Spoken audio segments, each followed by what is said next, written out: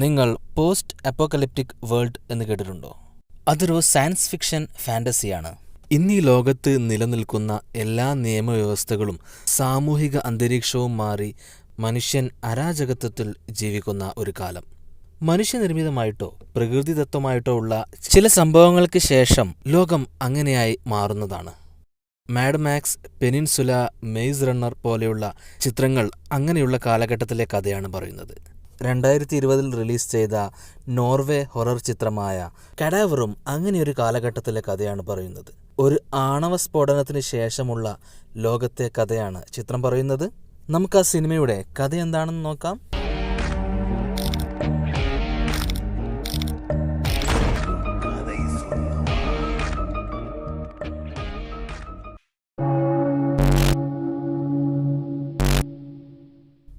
ഒരാണവ ദുരന്തത്തിന് ശേഷം ലോകത്ത് ജീവിക്കുന്ന ഒരു കുടുംബത്തിൽ നിന്നുമാണ് ചിത്രം ആരംഭിക്കുന്നത്.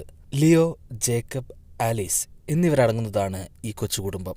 ആർക്കും ഒരു ജോലിയുമില്ല, കഴിക്കാൻ ഭക്ഷണവുമില്ല. അങ്ങനെയുള്ള ഈ ലോകത്ത് അതിജീവിക്കുക എന്നത് ശ്രമകരമായ ഒരു കാര്യമാണ്. അവരുടെ ചുറ്റുപാടും അഴുകിക്കൊണ്ടിരിക്കുന്ന ശവശരീരങ്ങൾ മാത്രമാണുള്ളത്. ലിയോയും കുടുംബവും എല്ലാം ശരിയാകുമെന്ന് കരുതി ഓരോ ദിനങ്ങളും കഴിച്ചുകൂട്ടുകയാണ്. അവിടെ ഒരു ഹോട്ടലിൽ ഒരു പ്ലേ നടക്കുന്നുണ്ടെന്നും അതിൽ പങ്കെടുക്കുന്നവർക്ക് ഒരു നേരത്തെ നല്ല ഭക്ഷണം കിട്ടുമെന്നും ലിയോക്ക് വിവരം ലഭിക്കുന്നു. തന്റെ കയ്യിൽ മിച്ചമുള്ള പണമെല്ലാം എടുത്തുകൊണ്ട് അവൾ അങ്ങനെ ആ പ്ലേക്കുള്ള ടിക്കറ്റ് സ്വന്തമാക്കുന്നു. ബാബാഡുക് സിനിമയെക്കുറിച്ചുള്ള വീഡിയോയിൽ പലരും ചർച്ച ചെയ്ത പോലെ തന്നെ കഥാപാത്രങ്ങൾ ആ സമയത്ത് എന്തുകൊണ്ടാണ് ലോജിക്കലി ചിന്തിക്കാത്തതെന്ന് പലർക്കും തോന്നിയേക്കാം. എല്ലാം നഷ്ടപ്പെട്ടൊരു ലോകത്ത് അങ്ങനെ ഒരു സ്ഥലത്ത് മാത്രം ഭക്ഷണം ഉണ്ടാകുമ്പോൾ അതിൽ ഒരു ദുരൂഹതയില്ലേ? എന്തിനാണ് അവർ അങ്ങോട്ട് പോകുന്നത്? അതൊന്നും ചിന്തിക്കാതെ കഥ തുടരാം. അങ്ങനെ ലിയോയും കുടുംബവും ഒരു നേരത്തെ നല്ല ഭക്ഷണത്തിന് വേണ്ടി മാത്രം ആ ഹോട്ടലിലേക്ക് പോവുകയാണ്. അവിടെ എത്തുമ്പോഴാണ് അവർക്ക് മറ്റൊരു കാര്യം മനസ്സിലാകുന്നത്. ഹോട്ടലിനകത്തേക്ക് കുട്ടികളെ പ്രവേശിപ്പിക്കില്ല. അതുകൊണ്ട് തന്നെ ആലിസിനകത്ത് പോകാൻ കഴിയില്ല. അപ്പോഴാണ് ആ ഹോട്ടലിന്റെ ഉടമ മാത്യാസ് അങ്ങോട്ട് വരുന്നത്. മാത്യാസ് തന്നെയാണ് അവിടെ നടക്കുന്ന പ്ലേയും ഡയറക്റ്റ് ചെയ്യുന്നത്. മാത്യാസ് ഇടപെട്ടുകൊണ്ട് ആലിസിനെയും അകത്തു കൊണ്ടുപോകാൻ സമ്മതിക്കുന്നു. അങ്ങനെ അവർ 3 പേരും ഹോട്ടലിനകത്തെത്തുകയും ആദ്യം തന്നെ സുഭിക്ഷമായ ഭക്ഷണം അവർക്ക് ലഭിക്കുകയും ചെയ്യുന്നു. അങ്ങനെ ഭക്ഷണത്തിന് ശേഷം മാത്യാസ് അവിടെ വന്നിരിക്കുന്ന എല്ലാ ഗസ്റ്റുകളെയും അഭിസംബോധന ചെയ്യുന്നു. പ്ലേ ആരംഭിക്കാൻ പോവുകയാണെന്നും ഈ ഹോട്ടൽ മുഴുവനായിട്ടും സ്റ്റേജ് ആണെന്നും അയാൾ പറയുന്നു. ഹോട്ടലിലെത്തിയ മുഴുവൻ ഗസ്റ്റുകളോടും ഒരു തരത്തിലുള്ള മാസ്ക് ധരിക്കാനും പറയുന്നുണ്ട്. അഭിനേതാക്കളെയും ഗസ്റ്റുകളെയും മാറിപ്പോവാതിരിക്കാൻ വേണ്ടിയാണ് ഗസ്റ്റുകൾക്ക് മാസ്ക് നൽകുന്നതും. ആക്ടേഴ്സ് തങ്ങളുടെ ഭാഗങ്ങൾ അഭിനയിച്ചു തുടങ്ങും.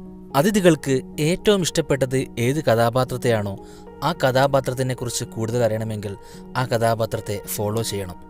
ആലീസിന് റെക്കേൽ എന്നു പേരുള്ള ഒരു ആക്ട്രസിന്റെ കഥയാണ് ഇഷ്ടപ്പെടുന്നത്. ആലീസ് തന്റെ ഫാമിലിയോടൊപ്പം അവളെ ഫോളോ ചെയ്യുന്നു. ഇവിടെ സംഭവിക്കുന്ന എല്ലാ കാര്യങ്ങളും പ്ലേയുടെ ഭാഗം മാത്രമാണെന്നും ഗസ്റ്റുകൾ ആരും തന്നെ തങ്ങളുടെ മുഖംമൂടി അഴിക്കരുതെന്നും മാത്യാസ് പറയുന്നുണ്ട്. ജേക്കബിന് ആ ഹോട്ടലിലേക്ക് പോകും മുമ്പ് തന്നെ ചില സംശയങ്ങളുണ്ടായിരുന്നു. ഇതെല്ലാം സത്യമാണെന്ന് അയാൾക്ക് തോന്നിയിരുന്നില്ല.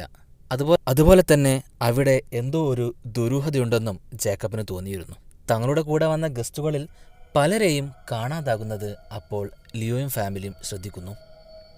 റെക്കേലിനെ ഫോളോ ചെയ്തുകൊണ്ട് ആലീസ് ഒരു റൂമിലെത്തുന്നു.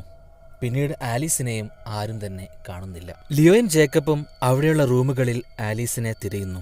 അവർക്കെവിടെയും ആലീസിനെ കണ്ടെത്താനാകുന്നില്ല. ഈ ഹോട്ടലിനകത്ത് എന്തൊക്കെയോ പ്രശ്നങ്ങൾ നടക്കുന്നുണ്ടെന്ന് അവർ മനസ്സിലാക്കുന്നു.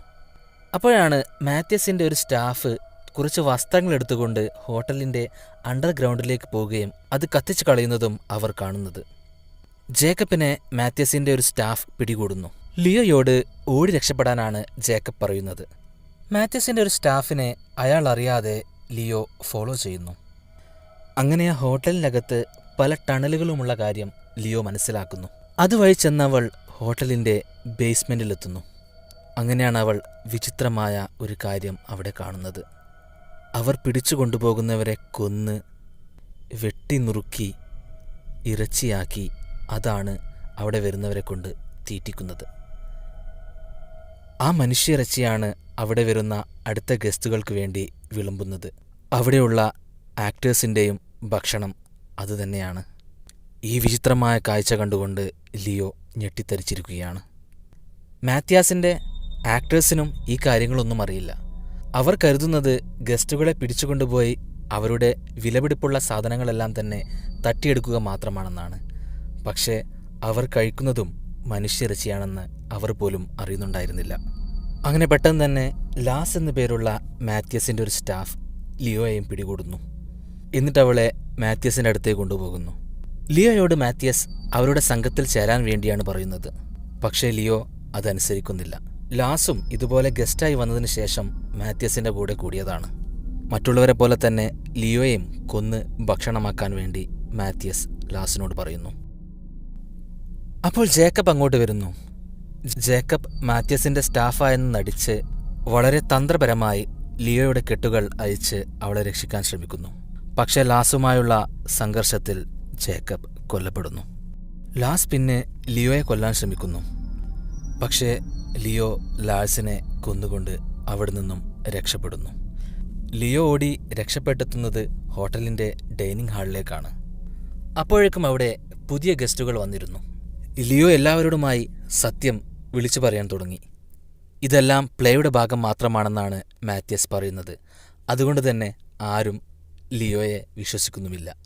ലിയോയും ഒരു ആക്ട്രസ് ആണെന്നാണ് പുതിയ ഗസ്റ്റുകൾ കരുതുന്നത്. പക്ഷേ ലിയോ തൻ്റെ കൂടെ വന്ന പുതിയ ഗസ്റ്റുകളെ ഹോട്ടലിൻ്റെ ടണൽ വഴി ബേസ്മെൻറ്റിലെത്തിക്കുകയും അവിടെ നടക്കുന്ന വിചിത്രമായ കാര്യങ്ങൾ കാണിച്ചു കൊടുക്കുകയും ചെയ്യുന്നു. മാത്യസിൻ്റെ ചില ആക്ടേഴ്സും ഇതെല്ലാം കാണുന്നു. ബാക്കിയുള്ള ഗസ്റ്റുകളും അവിടെയുള്ള ആക്ടേഴ്സും ഈ സത്യം തിരിച്ചറിഞ്ഞതോടെ അവരെല്ലാവരും ചേർന്ന് മാത്യസിൻ്റെ സ്റ്റാഫിനെ കീഴടക്കുന്നു. മാത്യസിൻ്റെ ആക്ട്രസ്സായ റെക്കേൽ ഒരു കത്തിയെടുത്തുകൊണ്ട് മാത്യസിനെ കുത്തുന്നു. കാരണം റെക്കേലിനോടെപ്പോഴും മാത്യസ് മോശമായിട്ടായിരുന്നു പെരുമാറിയത്. കുത്തുകൊണ്ട് മരിക്കാൻ പോകുമ്പോൾ മാത്യസ് ഒരു കാര്യം പറയുന്നു. മാത്യസിൻ്റെ മകൾ ഈ ഹോട്ടലിൽ ഒരു തീപിടുത്തത്തിൽ കൊല്ലപ്പെട്ടെന്നും അതിനുശേഷമാണ് മാത്യസ് ഈ ഹോട്ടൽ വാങ്ങിയതെന്നും പറയുന്നു. അതായത് മരിക്കും മുമ്പ് തൻ്റെ മകളെക്കുറിച്ചാണ് മാത്യസ് ഓർക്കുന്നത്. അങ്ങനെ എല്ലാം നഷ്ടപ്പെട്ടെന്ന് കരുതിയിരിക്കുന്ന ലിയോയുടെ അടുത്തേക്ക് ആലീസ് എത്തുന്നു. ആലീസിൽ മാത്യസ് തൻ്റെ മകളെ കണ്ടുകൊണ്ട് ആലീസിനെ കൊല്ലുന്നില്ല. അങ്ങനെ ലിയോയും ആലീസും ആ ഹോട്ടലിൽ നിന്നും രക്ഷപ്പെട്ട് പുറത്തേക്ക് പോവുകയും തങ്ങളുടെ വീട്ടിലേക്ക് തന്നെ തിരിച്ചു പോവുകയും ചെയ്യുന്നു. ഹോട്ടലിലെ ക്രൂരതകളിൽ നിന്നും അവർ രക്ഷപ്പെട്ടെങ്കിലും ചുറ്റും ശവങ്ങൾ മാത്രം അഴുകുന്ന ആ ലോകത്ത് അവർ എങ്ങനെ അതിജീവിക്കും? ചിത്രം അവസാനിക്കും. സിനിമ നമ്മളോട് കാണിക്കുന്നത് ഒരു സോഷ്യൽ റിയലിസമാണ്. ഇന്ന് ലോകത്തെ പല രാജ്യങ്ങളും ആണവ ശക്തികളായി ഉയർന്നു വരികയാണ്. ചെർണോബിൽ പോലെയുള്ള ആണവ ദുരന്തത്താൽ അതോ ഇനിയുമൊരു ലോകമഹായുദ്ധത്തിൽ ആണവായുധം പ്രയോഗിച്ചാലോ ഈ ഭൂമി ഇല്ലാതാകും. അങ്ങനെ ഇല്ലാതായ ഭൂമിയിൽ പിന്നീട് മനുഷ്യന് ജീവിക്കാൻ സാധിക്കില്ല എന്നാണ് ചിത്രം കാണിച്ചു തരുന്നത്. ആണവ പ്രശ്നങ്ങൾ മാത്രമല്ല, മനുഷ്യൻ പ്രകൃതിയോട് കാണിക്കുന്ന എല്ലാ ക്രൂരതയുടെയും അവസാനം ഭൂമിയുടെ അവസ്ഥ ഇതുതന്നെയായിരിക്കും. അങ്ങനെ ഭൂമി ഇല്ലാതായാൽ പിന്നെ മനുഷ്യന് തന്നെ നിലനിൽപ്പില്ല എന്നാണ് ചിത്രം പറയുന്നത്. മാത്യസിനെ പോലെയുള്ളവർ അപ്പോഴും താഴെയുള്ളവരെ ചൂഷണം ചെയ്തുകൊണ്ട് ഈ ലോകത്ത് സർവൈവ് ചെയ്യാൻ വേണ്ടി ശ്രമിക്കും. ലാസിനെ പോലെയുള്ളവർക്ക് തങ്ങളുടെ നിലനിൽപ്പിന് വേണ്ടി മാത്യസിനെ സപ്പോർട്ട് ചെയ്യേണ്ടി വരും. ഈ സിനിമ വളരെ സ്ട്രെയിറ്റായി കഥ പറഞ്ഞു പോകുന്നൊരു സിനിമയാണ്. പ്രത്യേകിച്ച് ഒളിഞ്ഞിരിക്കുന്ന കാര്യങ്ങളൊന്നുമില്ല. സിനിമയിൽ പലയിടങ്ങളിലായി ഒരു പ്ലേറ്റിൽ വെട്ടിവെച്ചിരിക്കുന്ന ആടിൻ്റെ തല കാണിക്കുന്നുണ്ട്. അവിടെ വരുന്ന ഗസ്റ്റുകളുടെ അവസാനം എങ്ങനെയായിരിക്കുമെന്നാണ് ആ ചിത്രത്തിൽ നിന്നും വ്യക്തമാകുന്നത്. അതുപോലെ തന്നെ ആ ആടിൻ്റെ കണ്ണുകൾ ഇടയ്ക്ക് കാണിക്കുന്നത് അതുവഴിയാണ് മാത്യസിൻ്റെ സ്റ്റാഫ് അവിടെ വരുന്ന ഗസ്റ്റുകളെ നിരീക്ഷിക്കുന്നത്. എങ്ങനെയാണ് മനുഷ്യനിൽ മനുഷ്യത്വം ഇല്ലാതാവുക എന്നാണ് ചിത്രത്തിൻ്റെ ആകത്തുക. ഇതുപോലുള്ള സിനിമാ കഥകളുമായി വീണ്ടും വരാം.